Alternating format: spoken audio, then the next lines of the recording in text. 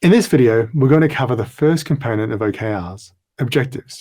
You'll remember from earlier that objectives are the top line of each OKR, and they're there to set direction and inspire action. You want to make it matter. These are your key messages for the quarter, and you want people to remember them, use them in conversations, in meetings, and so on.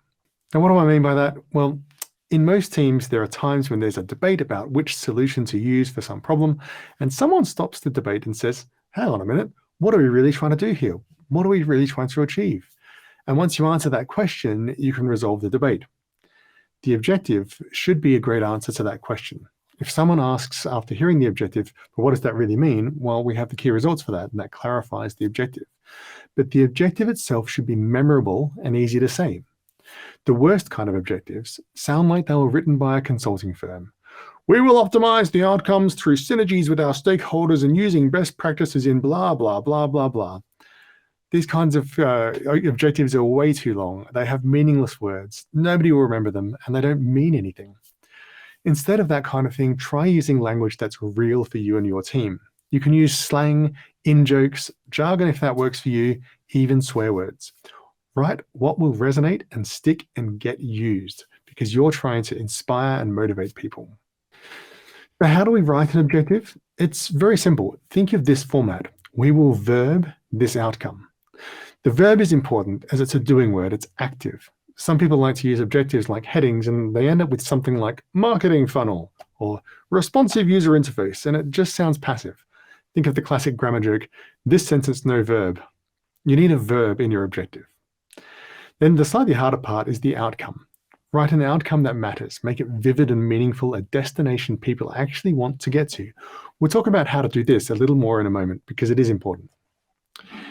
You may add things like to realize this benefit for these customers or by this date, but simple is almost always better. You can clarify with the key results. Back to the outcome again.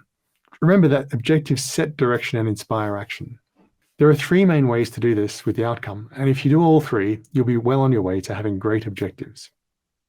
Firstly, make your objective matter to your customers, internal or ideally external customers. If you told your customers what your objective is, they should be excited. That tells you it's a good objective. Doing this almost guarantees to engage your team and inspire action because your team care about their impact on customers. Secondly, try to connect your objective to your vision. That is, there's a long-term vision that you have for your team, your product, or your business that you've been talking about. It should be clear how your objective helps you get there. People like making progress towards a larger goal, and if your vision is inspiring, making it clear how your objective helps you reach your vision will help make your objectives inspiring. Thirdly, make your objectives ambitious. Don't say, we'll improve our sales processes. Who wants that, even if it is important? Nobody's inspired by mediocrity, and words like improve sound mediocre. And sales processes, it just sounds a bit bland. It's important, but it sounds bland. Try something like, we will become a sales machine. That sounds more exciting, doesn't it? Now, whether you have one objective or three, like on this image here, your objectives should help you communicate what your strategy means for this quarter. The objectives answer a fundamental question people often ask about strategy, which is, so what do we actually do this quarter? Answering that question with the objectives, clarifying it with the key results, and then building it out with a plan will help ensure that your strategy gets implemented. Your OKRs make your strategy concrete for this quarter, and that starts with objectives.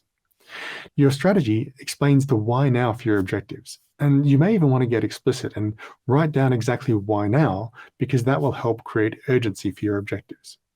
As a reminder, I always want to say again that fewer objectives is always better because it creates more clarity and more focus. If you can have just one, it's almost always going to work out better for you. If you need two or three, that's okay. But as you start to go beyond three, it begins to get really confusing and people get misaligned. As a leader, one of your most important jobs is prioritization. So get clear with setting OKRs. Now, this may involve going back to strategy and clarifying what your strategy is. Once you have a clear strategy, it usually becomes pretty obvious what your objectives should be this quarter. So here are some example objectives based on ones I've seen used successfully. Each is from a different company, so don't expect them to work well together. Here they are. We will live stream the most important global events of 2023. Now, obviously, this is from a live streaming company, and what they're trying to do is access all the most important global events, because that's going to make a difference for their strategy. We will become a sales machine. We talked about that earlier on. This was a company that really wanted to improve their sales processes and make it into much more of a machine as opposed to a gut feeling sort of process. And they had processes to improve, they had funnels to tune and all that sort of stuff. We will revive our winning culture. This is one of those ones that's really hard to measure, but it's often very important. Some companies, you go through a process where your culture dries up and you want to revive it. We will help French drivers navigate by launching maps in France. Now, this is something that happened while I was at Google. I worked on the maps team and we were trying to do exactly this. So one of the things we're trying to do here is link this to what are we actually trying to achieve for our customers. It's not just launching maps in France. We want to help French drivers navigate. We want to help the drivers in the cars. We want to make sure that we have all of the information on the map that's going to help you navigate. We will launch a kick-ass iOS app before Worldwide Developer Conference 2023. This is one of those ones that sounds like it's a milestone. It could sound a little bit dull, but it's one of the reasons why you say something like kick-ass or whatever it is that you want to put in there that makes your app sound, makes your app resonate with people. But in this particular case, that might be one of the most important things to do for your organization. You need to have that iOS app launched by a particular conference date or by a particular call, by a particular date, so that you can get publicity for those apps. Now, as I said, these don't make sense together and they likely don't make sense for your business and your team. The objectives are very particular to your own business, your team and your strategy. So make sure they matter to you and your customers. Don't just copy examples.